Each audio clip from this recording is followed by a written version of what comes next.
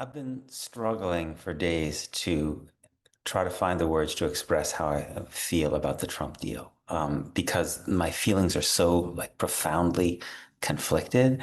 Um, when this airs on Monday, it looks like the remaining Israeli hostages and the bodies of the dead hostages will be returned. This is a kind of catharsis for Jews, for me, that is really one of the most profound and powerful things that I think I will have ever experienced in my life. This entire experience of Jewish solidarity over the last 2 years has been extraordinary. I mean, it really has been one of the most powerful manifestations I've ever seen of this, phrase that people use a lot, called Yisrael, Arevim, Bazeh, that all Jews are responsible for one another. I am kind of in awe of the people in my synagogue and that I see around New York who I see have been wearing dog tags to remember the hostages every day. I hear stories about people who have had a place at their table for a particular hostage now for the last 2 years.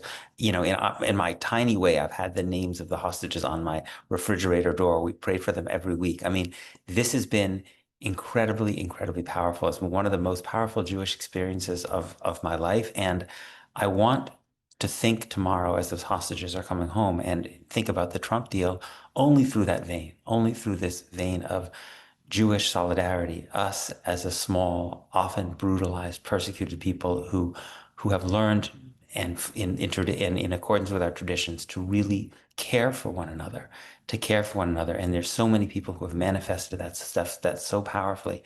And to see the joy of those families returning their loved ones, and to see the way that people rally around them in this moment and rally around those who don't have loved ones who are coming back is I wish I could just stop there. I really wish that that would be the end of my message. And I thought a lot about just saying that, because I know that there are a lot of people who think that people on the left, like me, who criticize Israel, we don't feel those things. And I know for me, it's not true. I feel them like they're some of the most profound feelings I feel. But we're also being told that the Trump deal is should be a cause of celebration for Palestinians, right? Again and again, I'm seeing on social media people taunting pro-Palestinian activists. Why aren't you celebrating? You claim this is a genocide. Why aren't you celebrating? Don't you realize you're unhappy because all you want is for Israel to be blamed. Now that actually something as good is happening to Palestinians and Israel, you can't recognize that. But this isn't a day of celebration for Palestinians, because it's not fair to ask Palestinians to celebrate simply for not being bombed, right? The standard should be higher than that. Yes, it is, of course, a terrific thing that the bombs hopefully will stop, at least for a while, that Palestinians will get more food in. But if we see Palestinians as full human beings, we have to understand that the bar is a little bit higher than that. How dehumanizing is it to suggest that Palestinians should leap for joy in celebration simply because a genocide may be ending and they're returning to a state of apartheid? A state that, as even Israel's own human rights organizations have stated, a situation of blockade. I mean, look at what we know about the Trump deal. It offers no path for Palestinians to gain citizenship, the most basic fundamental right that all human beings deserve, the right to be a citizen of the country you're in.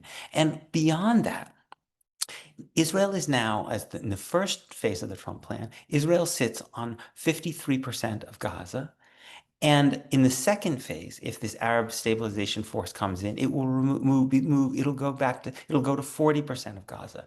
I think, based on what I'm reading, it's very unlikely that this deal will ever go to the third phase, in which Israel would control 15% of Gaza. It would still mean that Palestinians will have less access to Gaza than they had before. But I don't think Palestinians are going to get 85% of Gaza, because the third withdrawal requires Hamas to demilitarize, which even Israel's own security forces don't think will happen. So it seems to me the very likely outcome of this is that Palestinians are basically going to be on 60% of the Gaza Strip. This was already one of the most overcrowded places on earth. It was declared unlivable by the United Nations before October 7th. My friend Mohammed Shahada said that everyone he knew growing up in Gaza before October 7th contemplated suicide because of what it was like to live every day in what Human Rights Watch called an open-air prison. And now it's been bombed to absolute rubble. The UN says there's 17,000 unaccompanied children there.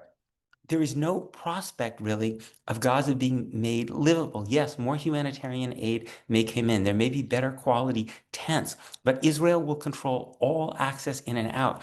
And there's very little prospect, based on past Israeli behavior, that Israel is going to allow in the heavy-duty construction that would be allowed Gaza to truly rebuild, because Israel will claim that those are dual-use items that could be used for weapons, as Israel has claimed for a long time. So to tell Palestinians that they need to celebrate that their lives are worth so little that they should be jumping for joy simply because they may not be killed by a bomb tomorrow, that doesn't recognize Palestinian humanity, doesn't recognize that Palestinians are human beings created equal in the image of God, equal to everybody else. And that's why it seems to me I can't see this deal and what will happen tomorrow only as a celebration, as profoundly as it matters to me that we as a people begin to heal as Jews and that our hostages are returned. I simply do not believe in Judaism as a purely tribal creed in which we think only for ourselves and demand and expect that other people deserve less. That's not Judaism to me. Judaism is based on this profound and remarkable tension between the idea that we have a special relationship with God and the idea that God sees all human beings as being equal in the image of God. So yes, I will be celebrating and perhaps crying tomorrow along with so many other people when we see these hostages come out. But I'm not going to get up here and say that Palestinians should be thrilled to live under permanent subjugation in a hellhole without the basic necessities of life and without freedom, which they deserve just as much as everybody else.